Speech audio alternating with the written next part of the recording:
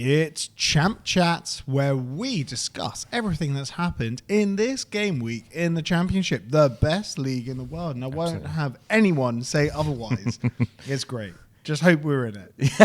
But hope and pray that we're still in it. I think we will be. Maybe. I think you might be looking at it through rose-tinted glasses, but yesterday was good. So yeah, from a personal, selfish perspective, we're happy today. But for the purpose of Champ Chat, we got to be impartial. Yeah, impartial. We'll try. Impartial. Is it impartial? Impartial. Yeah, we got to be. We're partial to a bit of Championship football, but we got to be impartial for this. So, who was your star of the week? I don't know necessarily about star of the week. Well, no, I will say star of the week. I thought that Sakamoto for Coventry City was absolutely stunning. An assist and a goal, and the goal was, wasn't it a good goal? It was a really, really good goal, like off the post, I think it was. I mean, it was incredibly accurate, and I think that the game before between these two ended up in a 3-2. So it was a repeat, and it was truth be told where the vast majority of the goals from the Championship came yesterday, and ultimately it's put Coventry into 5th place, which for those of you that have listened to Champ Chat throughout the course of the season, we've sort of postulated about why that hasn't been more sort of solidly happening throughout the course of the season, and we had Coventry down at the start of the season as being playoff bound, and then obviously we had Mark Robins had a very, very tough start to the season, and they've employed Frank Lampard, and he's ultimately doing the business. I think it's one of those ones where how Lampard's career's gone since he left Derby, and he's tried to sort of work in the upper echelons of English football, and with sort of limited success, but also limited resource when he was at Chelsea in particular, with what went on with Roman Abramovich. But he's come to Coventry City, and ultimately they're putting a run on, which is meaning that they're sitting in 5th place outright at the minute. So it's all looking very, very rosy for those at the Rico. I'll maintain that Lampard does well when the squad is really good. That Chelsea squad, yes, they didn't have many resources, but they had a tremendous squad. Yeah. They had young, up-and-coming English talent, one of the best academies in English football. Derby, he had some tremendous loanees. He did. And Coventry, and I said at the beginning of the season, they probably have, before like the top 4 sort of ran away with it, I'd say they comfortably have the 4th best squad in the league. They do. Simple as. And Sakamoto, you mentioned his goal. We were talking off camera about his the assist for Rodoni. You think he's going to go one way, and then he chops back and sends it in with his other foot. Hell of a header. But what a player. What an absolute tremendous player.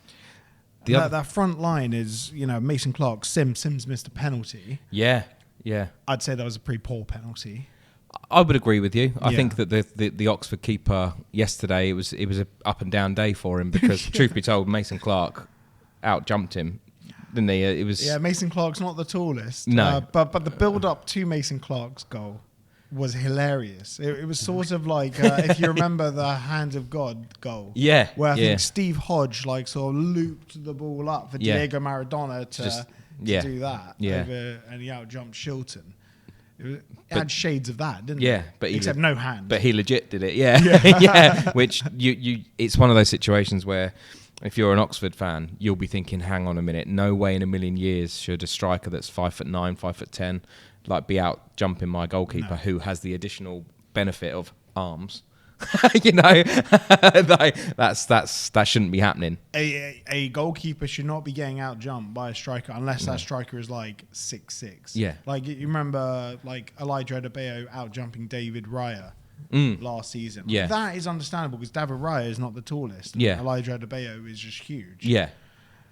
But it shouldn't happen. It was the other way round. It was very poor. And it was just after they just got back into the game as well. I mean, I'm looking at the when they scored. I mean, it was literally 5 minutes after they got it back to 1-1.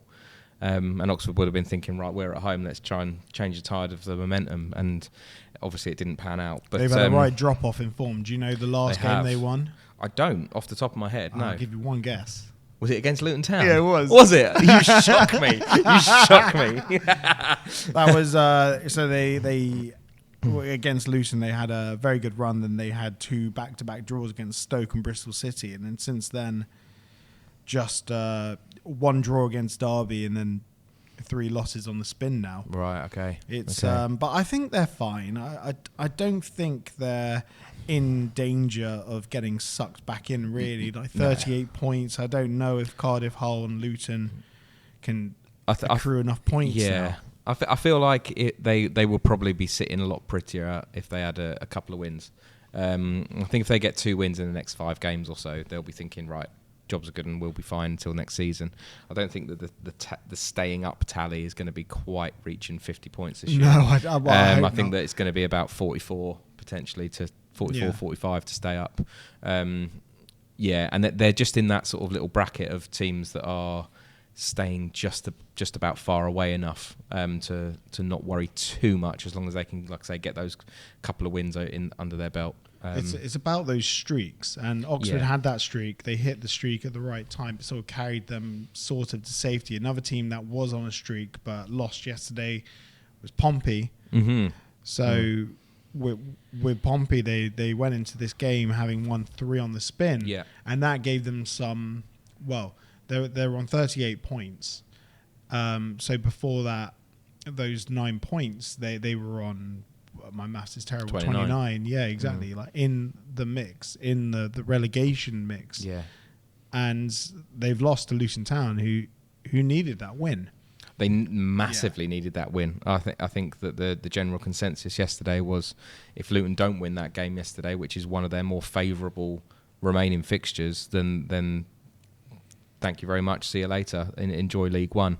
But they've given themselves a little bit of hope. There are a few fixtures that don't lend itself to favouring Luton. For example, Hull have got Plymouth this week after their FA Cup tie, and ultimately points will be gained. And if it happens to be Hull that get the win, then that dotted line is a separator of 5 points. So it's tough for those that are in that bottom 3 at the minute. I think that Derby are plummeting like a stone. They have been for a while, and I know that they've got the hope of a new manager. Did you see the way they reacted when they conceded that goal? No. Oh, so they all the players slumped on the floor, like they really were giving everything. Yeah. But I think at times they were hanging on in this game because Borough, they've sort of reverted to how they were at the beginning of the season. Like if you remember, like they're just taking shots and they're pinging past the post, they're zipping over, but they're creating so many chances, but they can't find the back of the net. It's almost like Lasse Laff was holding it all together. Yeah. And now he's gone. They're struggling to convert those chances. Yeah, I think you're largely right. I think that there was a period of time where everything was clicking. And then obviously that he's gone for big money in the transfer window, and you can't say no to that difficult. money. No, you can't. No. There's nothing particularly wrong with that. I've got no issues with that. But one thing I would say is that a shining light that they have had throughout the season is still there. Is the match winner yesterday, Finn Azaz. I mean, he's got some goal scoring record for Middlesbrough this season. And he's got them out of a hole because 10 goals, 10 assists. Yeah, that's mad. Which is great stats for someone playing his position. And I don't know. I was looking at the scores yesterday. Obviously, when you're sitting there nervous and you're desperately keeping your eye on absolutely everything. And I'm sitting in Kenilworth Road going, please, Borough, do us a favour.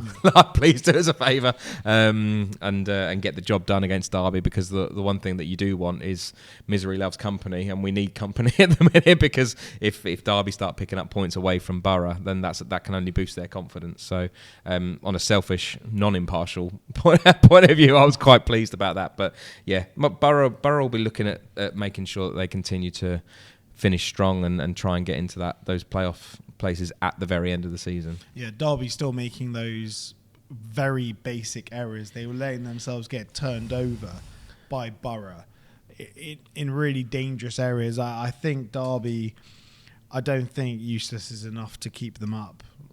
Obviously, they really want to stay up.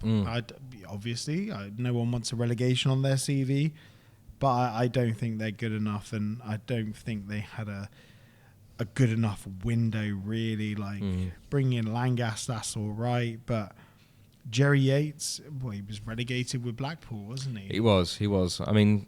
And having lost Curtis Nelson for the season... That's the big issue. That's massive. Yeah. But also letting Sonny Bradley leave, it's not ideal. No, they brought in one defender to replace two that one's injured, one's gone. Well, it's a little bit like Luton Town, isn't it? They let Tom Holmes go, and then you bring Cal Naismith in, and Cal Naismith is an infinitely better player than Tom Holmes, but why not keep them both? Do you know what I mean? It's a bit of a weird one, and like say for Derby's point of view, you're going to want to replace as best as you possibly can someone that's got Nelson's skills and aerial ability. Yeah.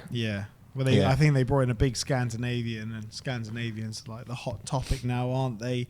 Elsewhere in the relegation battle, Stoke, Watford, we can knock this one on the head very quickly because not much happened in the game. I think it's probably the best. Stoke fans will agree it's the best they've played for a long time. Yeah. It really is. Like Ben Pearson and Thompson. Jordan Thompson in midfield. I think they did all right. They actually controlled the game for big parts of it.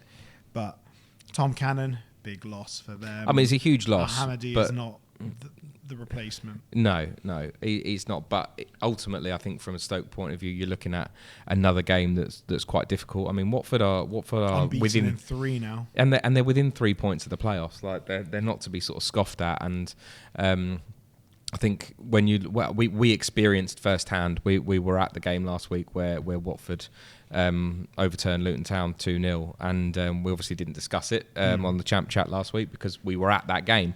But when I was watching Watford, the game turned into a training exercise for them. They thoroughly taught Luton a lesson, really. And second of all, you realise how many players they've got that are ultimately quite dangerous. I mean, Chak Vatadze, I've mentioned it before in this show, he will be playing in the Premier League next year, one way or the other. And if it's not the Premier League... Not with Watford. But I feel like... or they'll do something dodgy with him and he'll go to Udinese or something like that, and he'll go to a different league that's at the top. But but no, he's too good for the Championship. He'll obviously see out the season. If Watford do go up, if they manage to pinch a playoff spot, then he'll be fantastic for them. But going back to Stoke, I think that they'll look at that as another point chalked up on the board, another one to sort of keep them ticking over, whilst the guys that are below them keep on fighting it out and keep on trying to scurry around for points. Kind of feel bad for Mark Robbins. Yeah. He should have taken a bit more time. Like Ryman said it in our Champ preview shows. He needed to take more time out. You know? Yeah. And maybe it was ADV Vash all along that was the mastermind, or maybe Stoke has just sort of infiltrated his DNA. Yeah. I know it does that, doesn't it? So many good managers have gone there and they just stunk up the place. Yeah, they just break managers, didn't they? Yeah. Something very, very difficult with that particular club, and like I say, they seem to pick and choose who they want. It never pulls off, does it? Pulls off. No, it really doesn't.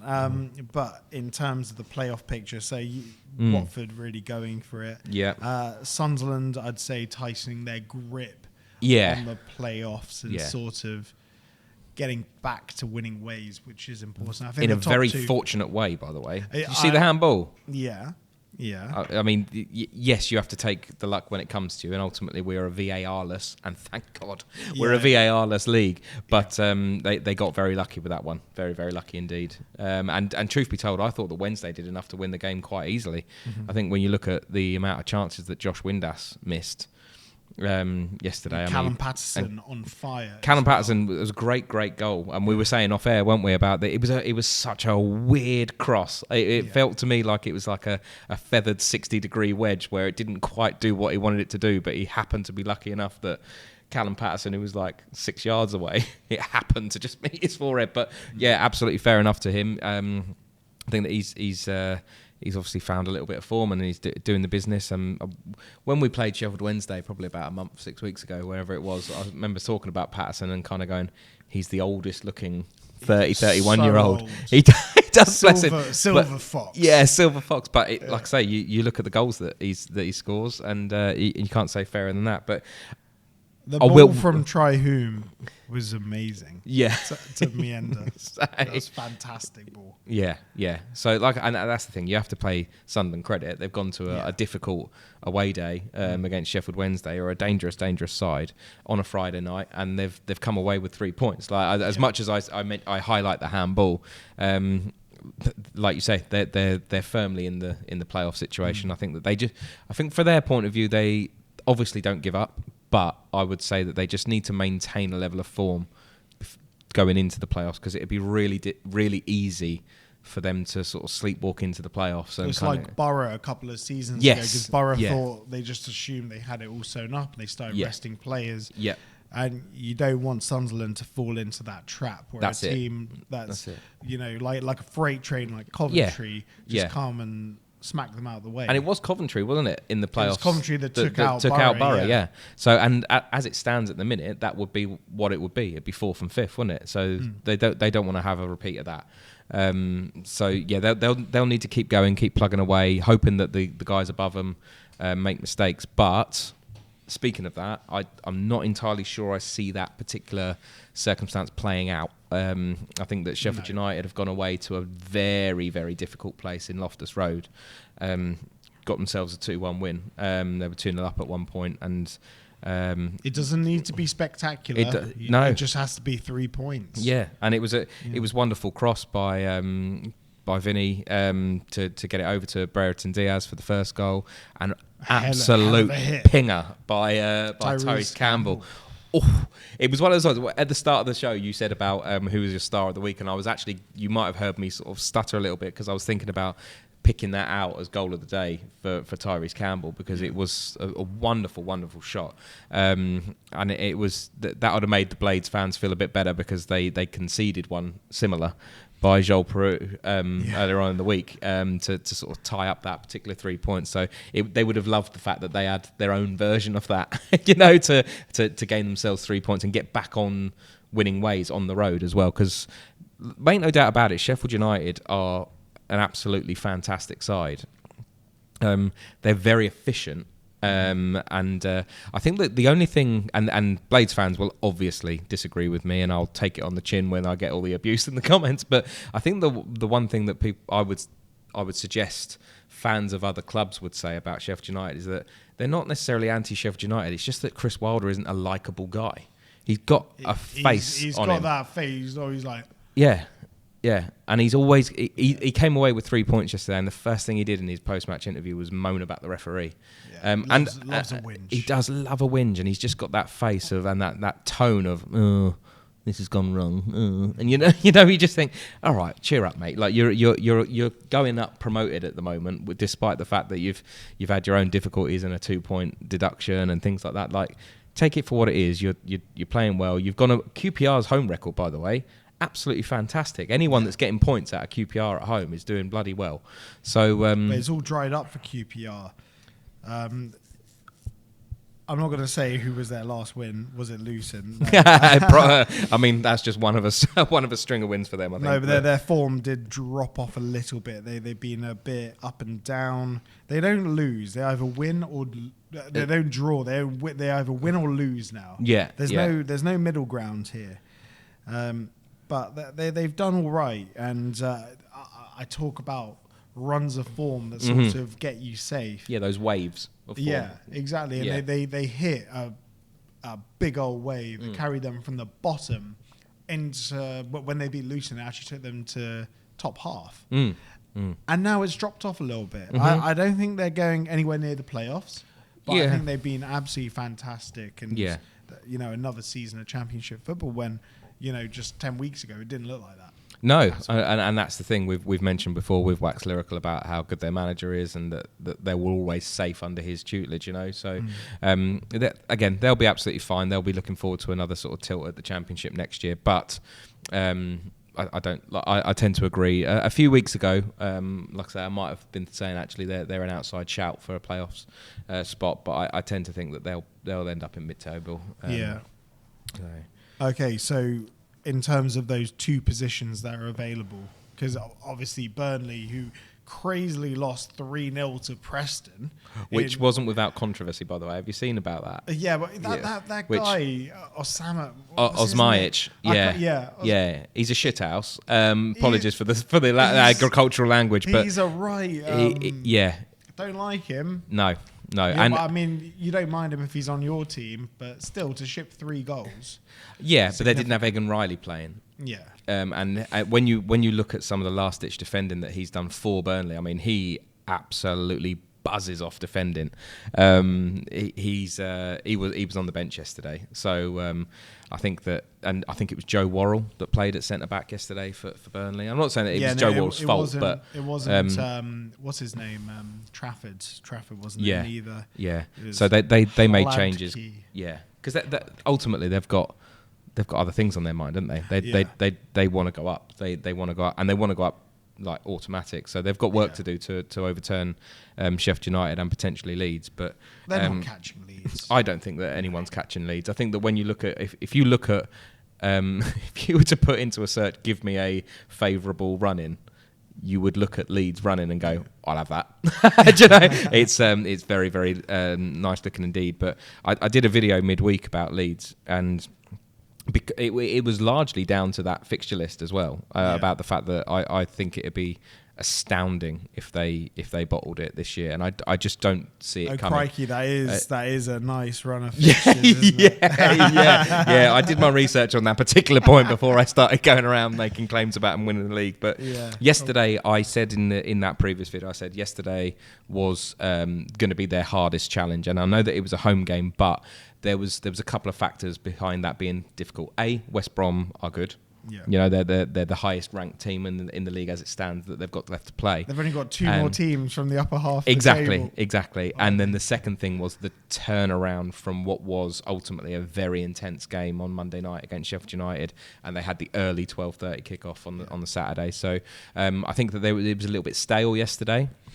For Leeds, I think that Junior Firpo proved my point that I made in that video about being an attack of another header again, and another Dan James assist and this time he cut in from the left hand side to whip in a right footed cross. So it was a lovely goal. The way he ghosted in, absolutely mad. Like he was sort of playing left inside forward. Yeah, I mean the interchangeability in that front unit is something to behold. I think if you watch the goal back and you see where he sort of trots in from, it's very, very clever, and it's obviously coached that if we've got the ball and there's nothing going on back there, get in, be another person, and he's just ghosted in, tiny little touch, and away you go. I mean, John Swift should have scored before that. I think that it was sort of the spin of the ball sort of took it away from the post. But ultimately West Brom did really well, and they would probably argue that they could have taken 3 points. They defended really well. Yeah, like it was last ditch, but also Tom Fellows should have done better at the end. I think like he's a tremendous dribbler. I didn't see any claims for a penalty for that. Yeah, I just think it was a very good, clean tackle, but he was away. Yeah, he was completely away. He should have got away from the Leeds backline. I don't know who it was that was chasing him, but they're playing. It was a good finish by Darnell Furlong. Yeah, for sure. Like it was a weird one because it just sort of like lofted and floated over. Yeah, and I know it sounds weird that you might think I'm nuts for saying this, and it's such a nuanced little point, but when the ball hits the metal on the stand, like rather than hitting the net, it was a bit like, oh, ball's gone in. Like there was no sort of like of the net, and you could just like hear silence descend around Ellen Road. Cause like that's actually gone in, sort of thing. But yeah, I think truth be told, like I say, I'll put my hands up and say that I think that Leeds will be going up as champions. I think that Sheffield United will ultimately get it done over the line. I think that their ability to score above all else is the factor that makes me think that they'll get second place, and then Burnley are going to be the ones to beat, and they're definitely going to be the ones to score against in the playoffs. Yeah, well, Preston have showed it can be done.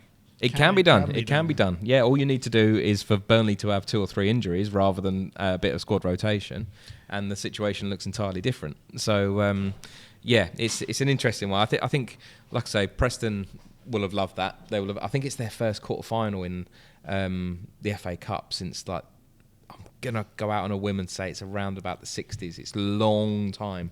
Bear in mind the heritage of that particular club.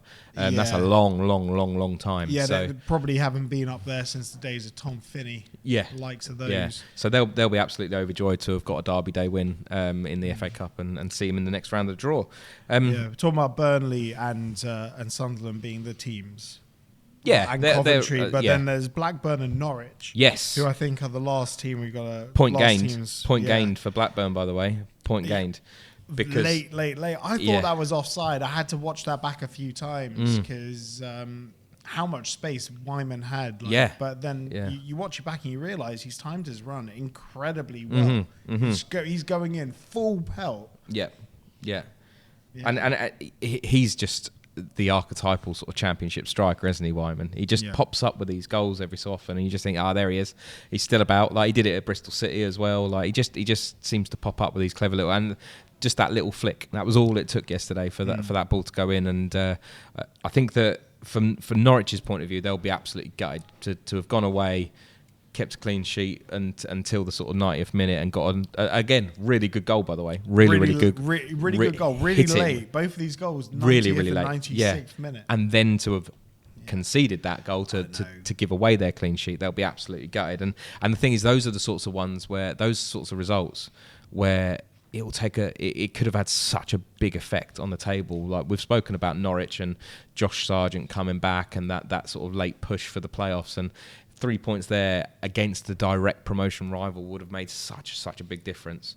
So that they'll be licking their wounds this morning for sure. Yeah, it would have had them in 8th, like directly breathing down the necks of Blackburn. Yeah, I to be honest, I think both those teams don't really have a chance of making the playoffs. I don't think Blackburn are going to make it. I think that if Eustace stayed, it would have been a different scenario. But as it stands, I think that you're probably right. I think that they've lost that bit of momentum from having their manager. And fair enough, Valérien Ismaël. You don't know. He's championship manager. He's managed at Watford. He's managed at Barnsley when they were in this league. He hasn't had that great and West Brom, wasn't it? Yeah, but he hasn't done well anywhere except Barnsley. Yeah, so it's one of those ones where can this be the club for him? I don't know, but it's going to be tough for them. But they'll keep plugging away. Their home form is reunited with Cauley Woodrow. Maybe Cauley. Maybe Cauley was the one that put the call in. Come on, mate. Give me some minutes. It'll be interesting. Be very telling if Cauley Woodrow doesn't get any minutes now. Exactly. Considering Cauley was like important in that playoff run for Valérien Ismaël. Way back when. Yeah, exactly. But maybe he'll see Cauley. Cauley, you're rubbish, mate. I'm not playing. Actually, call it out for what it is. If he comes back to Luton, he can be on the go list as well. If you want to tune into our Luton Town show that will come out later on, we did a go stay list, and he would be on the go list. Yeah, he doesn't even register in my mind anymore. No. So. But I think that's it from the Championship. Yeah. And big thanks to our host, the Bricklayers Arms, wherever you are in the country. Come on down if you want a drink. It's right by the station. So if you're ever in Luton, check it out. Just don't come here on match days if you're not a Luton fan. And big thank you to our audio partners, Black Star Amplification, for the toys that make this podcast possible.